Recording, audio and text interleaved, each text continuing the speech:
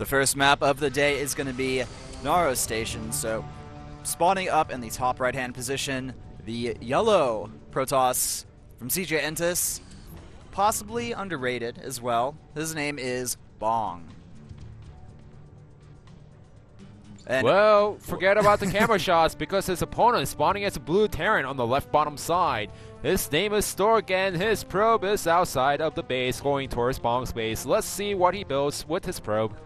Yes, so Stork moving out here. The real question, I guess, is do you think he's going to go for a Forge or Gateway Proxy here? Well, Forge is not as popular in the Heart of the Swarm nowadays because of the pylon placement, and it doesn't power the high ground, so he's going to go for the pylon. So is he going to put down the 2 gateways, or is it going to be a 1-gate pressure into something else? I like how the observer there is pointing out this probe has mined 5 minerals from this mineral patch, guys. This is so important. You need to know this. That means when the pressure is over, and if both players decide to expand, Bong's going to have 5 less minerals. Oh, this is so true. That is like sick metagaming there, man. You know, my opponent actually did this build on ladder last night, and what you do with this build is just pressure with the early Zealots into the main base of your opponent, and some of these Protoss players, they don't make a Zealot anymore. Yeah, earlier in the game. True. They just skip it, they just go for the Stalkers, they go for the Mothership Core, and the Zealots can do a lot of damage before the Stalkers come out. Yeah, I remember we saw between the Hero and Hero, we saw Liquid Hero go for a proxy gateway very similar to this, where he didn't do a huge commitment to it. He even got a few Stalkers afterwards, if I recall. So maybe we'll see something like that. Yeah, so his opponent Bong going for the double gas, and is he going to make a Zealot, or is he just going to skip it and go into Stalkers? That is the real question here. I guess we're going to have to wait and find out, but the first Zealot getting chroned right now, and it looks like his opponent Bong has not scouted anything yet. He's not building any cybernetic score quite yet. There it goes down. But he's not building any Zealot just yet because he hasn't scouted. He has no idea what Stork is planning on doing here. You know, if Stork actually waits for the second Zealot, this is going to be deadly because Bong is not going to scout in time. Now, Bong is making a Zealot for himself, but it is going to be 2 versus 1 situation, and Bong needs to micro perfectly. He also needs to make sure to see how many gateways there are, because if he just automatically assumes 2 gateways and just tells himself, oh, I blocked against it, and, you know, since it was a cheese, I blocked it, I won the game. He can't tell himself that because this is only 1 gateway. All right, and the Zealots are moving in now to Bong's base. He has no idea what's going on. It's now going to be panic mode for Bong. The probes are trying to get a good surround on the Zealots here. 1 probe going down, and this Zealot here, he's got to be very careful. Utilize that choke point, and now we have a Stalker and Mothership Core getting chronoed out, so Bong only losing 1 probe at this point, and you know, he may lose 1 or 2 more, but I think overall Bong should be able to defend against this. Well, you should be able to defend against it, no problem, but the problem is the Zealots coming constantly, and it's really annoying. So even if you don't lose the probes, you lose the mining time while your opponent is constantly mining at this point. So that mining time being lost is going to be very annoying. A few more probes go down, but only 3 have been killed, so basically 1 Zealot per probe, and now we have the Stalker out, we have the Mothership Core out, 2 more gateways being built by Stork here, so his aggression and pressure is not quite over yet. This Stalker going to try the run out of there. He should be able to escape, not even taking any hull damage there. But it seems like he wants to apply some pressure to the Stalker that just hit him, but never play with the fire, just go back home, Stork. Now, if you look at the production tab, Stork is not that far behind Tech. No, he's not, and actually, he's quite far ahead in probes, so this ended up working out for him. That's the thing about the gateway pressure. If you just delay the mining time for a long time, and if you just kill 1 or 2 probes here, that's enough. So we have a Twilight Council on the way for Bong here. We could see a Dark Templar follow-up potentially, maybe Blink Stalkers.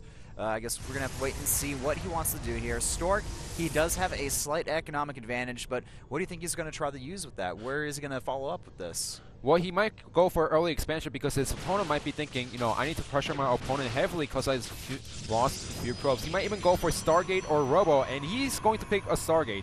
However, he needs to be careful because he doesn't know what his opponent is doing. If Bong decides to go into DT, Stork always needs to have an Oracle inside the main base, but no, Bong is going to go for the Blink.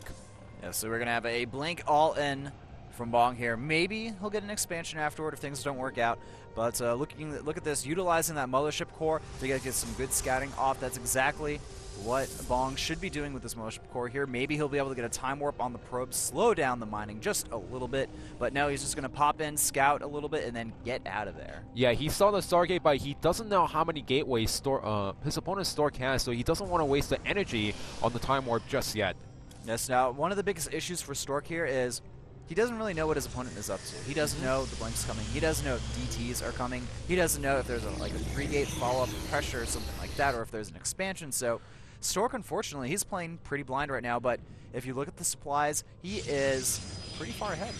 He's pretty far ahead because he was squeezing out his units while his opponent is just pressuring with the Stalkers while getting an expansion for himself. So there's the Oracle, but it needs to make sure because the pylons are actually around the map and Bong is going to scout it. Yes, Bong does see that Oracle there, and now Stork is also aware of some of these units here, so he is going to be aware that there's something fishy going on, and the Oracle will be able to scout everything out over here and potentially do a little bit of damage, but the Nexus Cannon will probably go down and prevent the Oracle from doing too much damage. Now Stork, did he actually see the natural expansion? Not just yet, but here's the Oracle inside the main base. Nexus Cannon does go down.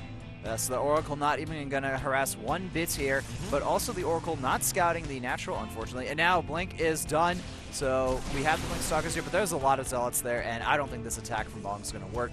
He didn't really commit too much to it either, I noticed. Well, because he got the Nexus out, so he doesn't have enough minerals to get the units out. But all Bong has to do is sit over there. There's no way that Stork can actually push down because of that 1 sentry. That's so scary if half the army gets trapped out. You don't have a Blink, you don't have Archons or Colossus to take out the force field, and you're pretty much trapped inside your base. Indeed, some good micro here from Bong. Looks like he's planning on doing some more aggression here, trying to do some pull damage to these Zealots and slowly dwindle down this force. Some of the Stalkers taking a good amount of damage, but none actually go down, so Bong being very on top of his micro this game, and behind this, both players going for the Robotech, and this Oracle here getting a good amount of kills off. 4, 5, 6 probes killed before the Oracle dies there, so that's just going to be a little bonus for Stork here. However, Stork, he's still trying to do battle here, still moving out here. We have Stalkers continuing the battle, and Bong just, he knows that as long as he keeps pressuring his opponent here, and the longer he has that expansion up for, the better his economy is going to be in the long run. And this is going to be a little worse for Stork because if he knew about the expansion, he would try to push down any way possible, try to build a pylon at the edge of the map, try to warp in 3 Zealots on the ground, and then try to push out down the ramp. I mean, he's playing it safe right now because he thinks that his opponent is trying to go for a cheese or some kind of all-in build, and since he doesn't know about the Nexus, all Stork is thinking, if I just defend against this, then I'll win the game no matter what. Stork needs to scout the natural Nexus. That's the #1 priority for him. And look at this, we have another Oracle on the way for Stork, so he wants to continue his harassment here. He is now done, and I guess Stork, is he going to scout it? Will he eventually see this natural? That's going to be a crucial piece of information for Stork, because if he doesn't know that, then he's not going to be able to count this. Probably the Blink Stalker's moving in there, trying to kill off the Phoenix, but the Phoenix will escape. It'll take a little bit of damage. It does see the expansion here, and the Phoenix ends up going down as well to those Blink Stalkers. So as soon as he saw that on the minimap, Stork started pushing out. And look at this, hallucinated Phoenix spotting that Oracle, but luckily for Stork, that is one fake Phoenix there. He's going to be probably decently relieved that that's the case here. And now, look at this, we have the Immortal Void Array army composition, and it's going to be going up against what seems like a potential Templar or Archon unit composition from Bong. That is the best composition to deal against some of the air units that we have. We've seen this before, trying to storm all the Void Rays. Now, that wasn't the best example because the Void Rays weren't micro properly, but I still have to say Storms and Archons, that's the one answer to the Sky Toss in PvP. Now, Stork, did he actually click on the minerals, or does he know when the... Okay, so he is not taking an expansion. I was scared for it a little bit after putting the pylon at the natural because he was maybe thinking to himself, oh, I don't need to go for the all-in push, but this is something that Stork needs to do right now. He needs to put heavy pressure. Bong's been sitting on 2 bases for such a long time, he needs to punish it. Indeed, Stork reinforcing with more units here. He has a lot of Immortals in this army. He's going to have, I believe, a total of 2, so I guess 2 isn't a huge number, but he will be able to effectively deal with those that large number of Blink Stalkers here. And here we go, the battle. It's going to start here. Good force fields from Bong here. Nexus Cannon going down as well. Excellent time warps, though, and the Blink Stalkers able to snipe off one of those crucial Void Rays. And then the Mothership Core for Stork is going to go down as well, but it has done its job here. More good Blinks here, but Stork, he still has a lot of units. The Archon goes down, and now these Immortals are absolutely crushing through these Blink Stalkers, and I think this may be it for Bong. He's pulling his probes off the mineral line. They're getting slowed by the time warp. The time warp finally ending here, but the problem is those Immortals have done so much damage, and they are really just making those Blink Stalkers from Bong completely useless here. The Nexus, it's getting low on health. It's about to go down. Bong did an excellent job sniping the Void Rays one by one, but he did not account for the Immortals that were sitting in the back, and those Immortals were getting free shots off on the Zealots, on the Stalkers, and Stork also doing a very nice job sniping the Archon as soon as possible, while Bong, it seemed like he just tried to Blink Stalker, Blink Micro, but he didn't target fire any units. Yeah, he just, the Immortals, and that is the huge key component of this army, and you know, not being able to target down those Immortals was a huge issue in that engagement there, but you know, it was kind of hard for him to, because you know, all those units were in the way. It was a very tight choke there as well. So now Bong, he is pretty far on the back foot here. He's 20 supplies behind. Stork is getting his expansion. He's 10 probes ahead. And, ooh, look at this, though, Bong. He's going to be moving across the map with some hidden units here, trying to see if he can do a bit of a run-by here and at least make Stork focus his attention somewhere else on the mini-map. No Mothership Core, so no Nexus Cannon for Stork, which means that he needs to warp in units back at home. And look at this Blink Stalkers trying to utilize it as much as possible. Here comes the probes on the Zealots. Now remember, Stork did kill a lot of probes, so he could lose few here and there, but he can't lose the critical amount. This is a lot of Stalkers here. This is going to be very hard for Stork to defend until his main army comes back. Forward Blink from Bong. He's going to be able to do a good amount of damage here, but Stork's main army, it's getting ready and in position to come to this army. One Immortal does come out of the robotics bay, but it is quickly sniped out. And now these nice Stalkers, split. they're going to blink out of there, but Split. oh! Blink right on the Immortals, on the Stalkers, and most of those Stalkers going to get finished off there. Only 2 remain, and now Stork has an even larger supply lead over his opponent. Larger supply lead. The Nexus is already up for him. He has more probes. He has more Immortals. He's got more everything, man. What more can you ask for? I guess you could ask for a fleet of carriers. Right, Stork with his carriers, man. Exactly, man. Stork could definitely go for some carriers. That's what he was known for in Brood War. Not quite utilizing him in this game, but of course, PvP, you're not going to see carriers in PvP generally. Now, knowing that the Blink Stalkers are out on the map and few pylons around the map, Stork, he's hesitating to move out on the map once again. But once he sees what Bong has, once he knows that he's so far ahead with the Immortal count and the Stalker count, and with the Void Ray coming out, he should go for the counter-attack, and he should be able to win the game easily. I mean, look at the worker difference, 37 probes to 27.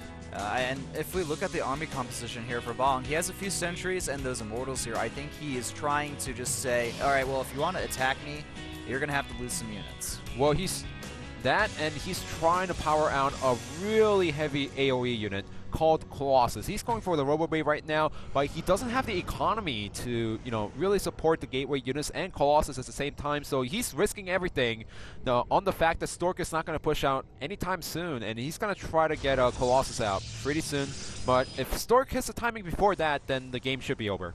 I think Stork has a humongous timing window. I mean, if we look at things, 65 to 106 supply, and that Phoenix hallucination scout going to be very useful here as well. Stork pretty much seen everything that Bong has and doesn't have as far as main base minerals goes. So now Stork, it's been triggered. He is going to move out once again on the map.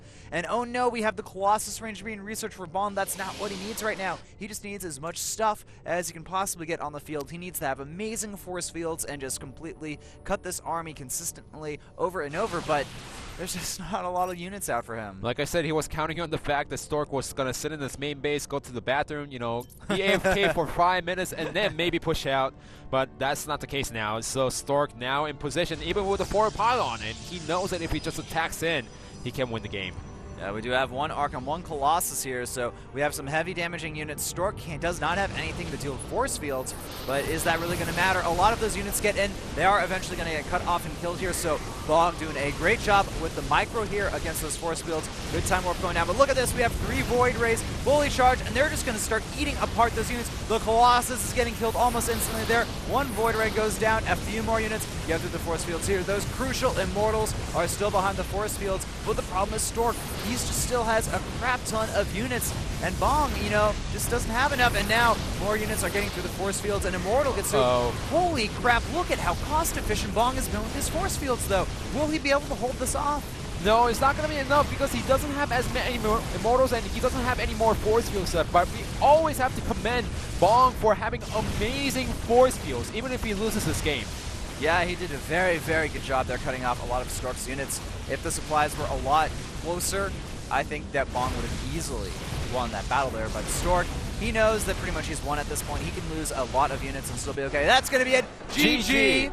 Bong loses the first game. Stork taking a very nice victory and a great start for Samsung Khan over CJ Entis. You know, in that battle, one little mistake by Stork was not sniping the sentries, because if you look at the positioning, only sentries could have saved Bong in that position, and he had the luxury of 4 stalkers in the front to snipe the sentries one by one. He didn't do so, so it looked like it was a little bit harder for Stork, but nonetheless, he had 3 Immortals, he had the Void Rays, and he just powered through, won the game.